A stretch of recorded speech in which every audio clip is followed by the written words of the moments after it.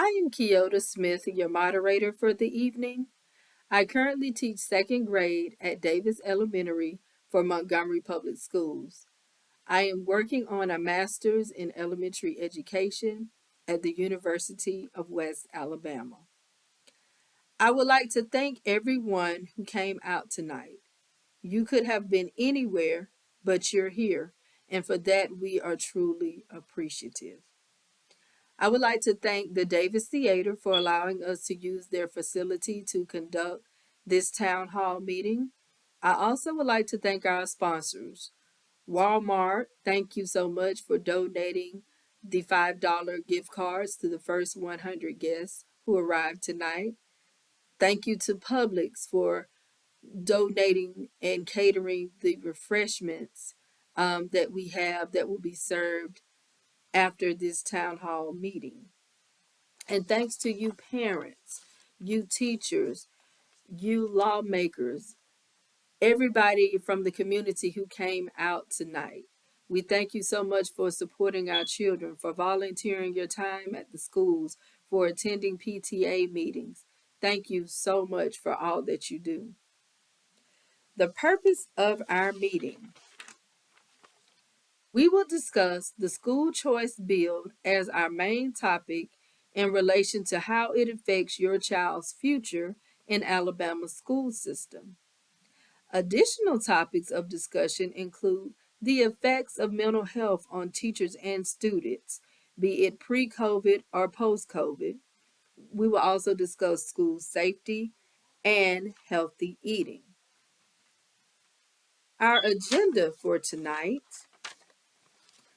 we will start off by introducing our panelists, and we will have a question and answer following our introduction of the panel after we hear some concerns, and we will also have refreshments served after the Q&A, and you're welcome to stay for refreshments if you would like. If not, you could leave. It's up to you, but please stay for refreshments. We have more than enough.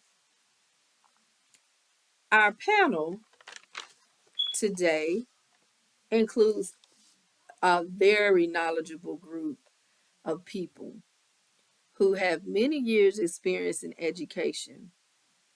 Our first panelist is Dr. Ronnie A. Dowdy. He is assistant principal at Halcyon Elementary in Montgomery, Alabama for Montgomery Public Schools. Our second panelist is Charmaine Goldsmith.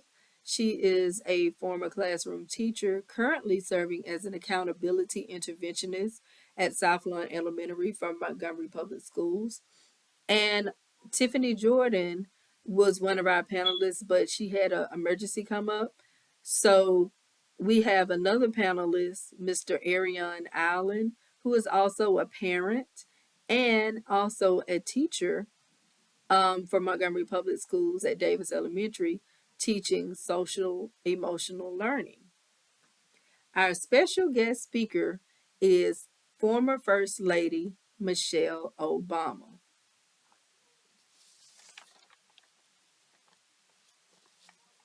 Our concerns for the day. There are many issues that affect education, critical issues. So, the purpose of our meeting tonight is to discuss this critical issue affecting our children's future in education, in particular, the free market or school choice bill, especially when it comes to race and poverty. The bill would give participating parents $5,600 per child in state money deposited into an education savings account to use for private school or another public school. Well, many questions have been raised concerning this bill and this school choice, this voucher system, so to speak. Do everyone know about the school choice bill? Is it made readily available to parents? Is there transportation available? How much does it cost in addition to what the voucher gives me to take my child and place them in a private institution?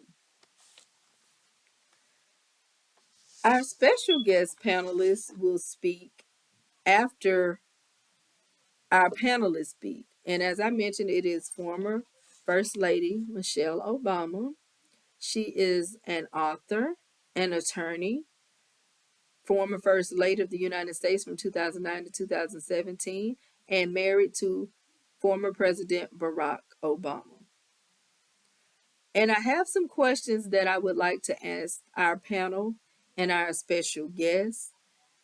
After I ask you all the questions that I have for you, we will open the floor to the audience to ask questions. Um, each audience member will have 1 minute to ask a question, and you, the panel, will have up to 3 minutes to respond to each question for our Q&A. For our panel discussion, you will have up to 5 minutes to respond to the questions that I ask you. So, my first question that I would like to ask, and I will start with Mr. Allen. And the first question is, do education vouchers really level the playing field in education, or does it create a further bias in an already broken education system? Mr. Allen states that school vouchers create more stress. How would you get the rest of the money to pay for an education if you're only given $5,600 when most private schools cost around $8,000 at the lowest for a child to attend? So coming up with the rest of the money would be an issue. Thank you so much for your comment, Mr. Allen. I would like to ask the same question to you, Ms. Goldsmith. And the question was, do education vouchers really level the playing field in education, or does it create a further bias in an already broken system? Ms. Goldsmith states, I believe it creates a bias. A lot of people don't know about the vouchers, and a school doesn't have to take you in as a student just because you apply and you have a voucher. And another issue is, where will the rest of the money come from? How do you go about getting it? Are you a part of a special circle of people who know about vouchers? Because everyone doesn't know about the vouchers. Thank you so much for your comment, Ms. Goldsmith. Our last comment comes from Dr. Dowdy. Dr. Dowdy, the same question to you. Dr. Dowdy states that it is 50-50. The voucher or the school choice bill could possibly help elsewhere. And then it also could defeat the purpose if you can't get the funds or the resources to come up with the rest of the money, especially if you're not financially stable. And also, transportation would be an issue. Thank you, Dr. Dowdy, for your comments. The second question that I have to ask the panel is, how has COVID-19 affected the teachers' and students' mental health? I'll start with panelist Ariane Allen. The mindset of students has been affected by COVID-19. Students seem to be behind, and teachers don't teach to their capabilities due to COVID. Thank you so much for your response, Mr. Allen. Ms. Goldsmith, we will take your response to the same question. a lot of the students have been affected by COVID 19. A lot of them are scared to come to school because a lot of them have seen close relatives die from the COVID 19 pandemic and the virus. It also has affected teachers as far as showing emotion.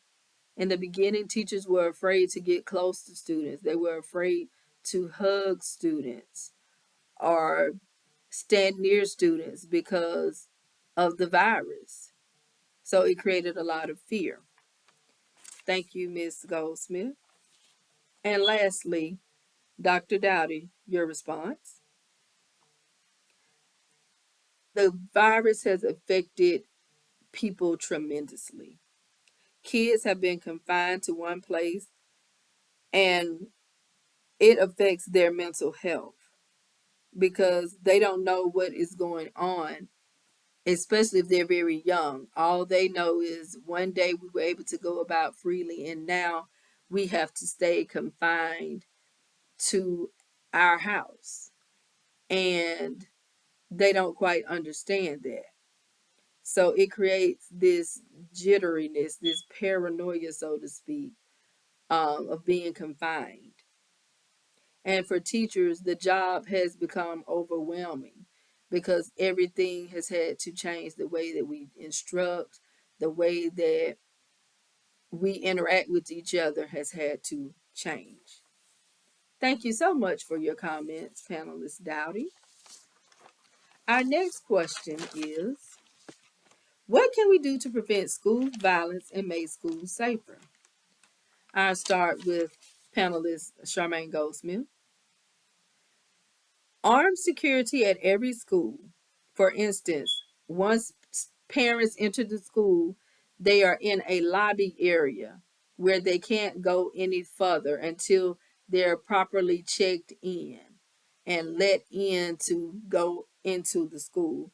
And also metal detectors once you enter the school. Thank you so much, Ms. Goldsmith. Mr. Allen, the same question. I also agree that we should have metal detectors and police at all schools, not just the high school, but also elementary and middle. Thank you so much for your comment.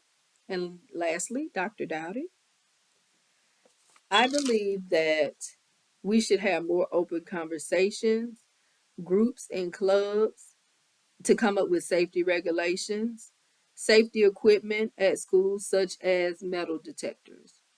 Thank you so much, Dr. Dowdy.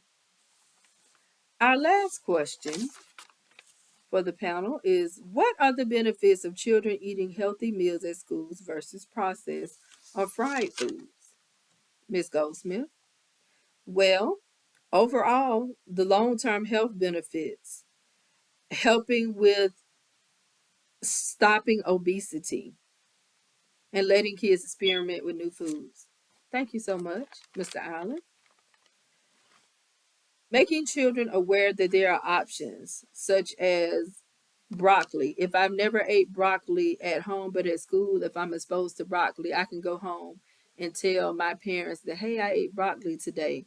Can we go buy some broccoli? Let's find ways that we could make broccoli um into another dish. Thank you so much. And lastly,